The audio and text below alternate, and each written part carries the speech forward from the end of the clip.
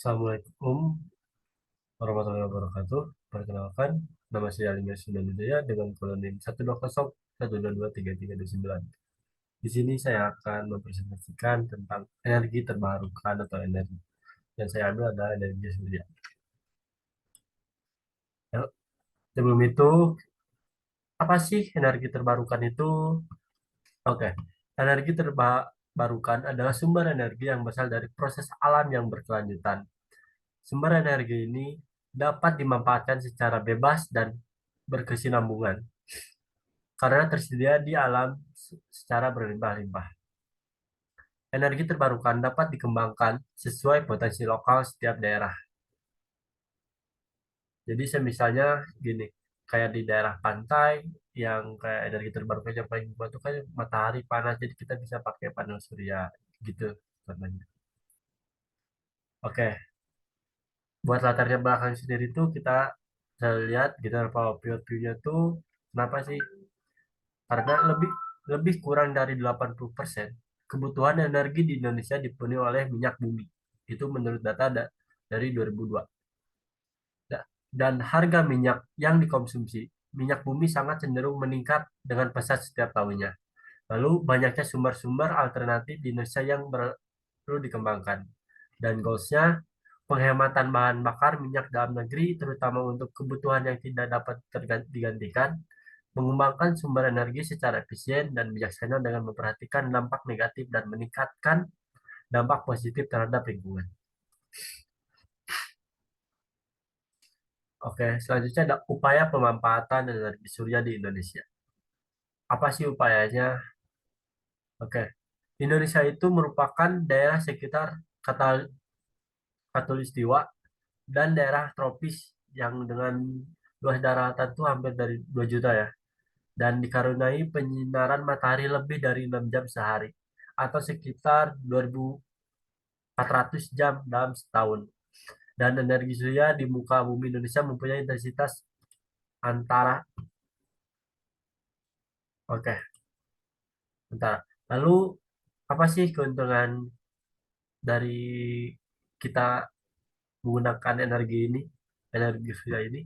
Oke, yang pertama dari keuntungan itu ada satunya itu ada energi ini tersedia dengan jumlah besar di Indonesia. Karena dengan kita lihat juga bahwa Indonesia memiliki luas daratan hampir 2 juta. Oke. Kedua, ada sangat mendukung kebijakan energi nasional tentang penghematan disertifikasi dan pemerataan energi. Yang ketiga, ada memungkinkan dibangun di daerah terpencil karena tidak memerlukan transmisi energi maupun transportasi sumber energi. Jadi kalau misalnya pakai panel surya tersebut tuh kita nggak harus kayak buat kayak kabel panjang-panjang ke daerah terpencil gitu. Jadi kayak dengan kita pasang panel surya dan emang kabelnya tuh di tempat itu tersendiri. Nah, jadi buat kesimpulannya itu, sinar matahari adalah merupakan sumber energi alternatif yang sangat penting karena dengan menggunakan sel surya energi matahari dapat diubah menjadi energi listrik. Selanjutnya, dapat diubah menjadi energi lain sesuai dengan kebutuhan kita. Ini sehubungan dengan makin langka dan mahalnya bahan bakar minyak sebagai penyangga utama energi.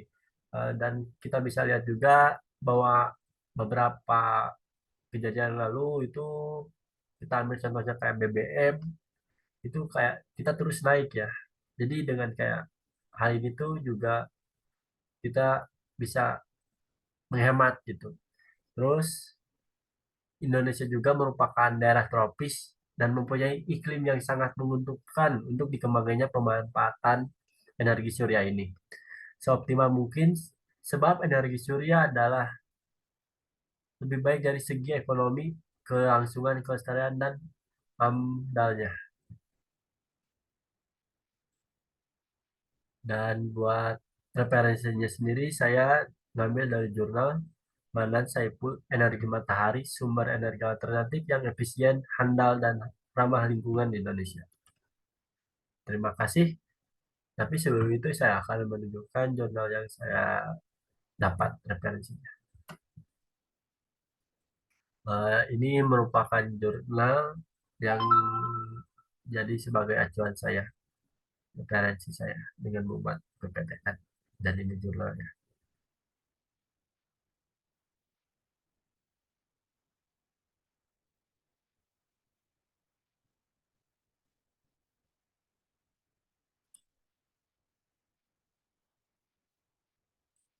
Oke, mungkin cukup segitu dari saya. Mohon maaf.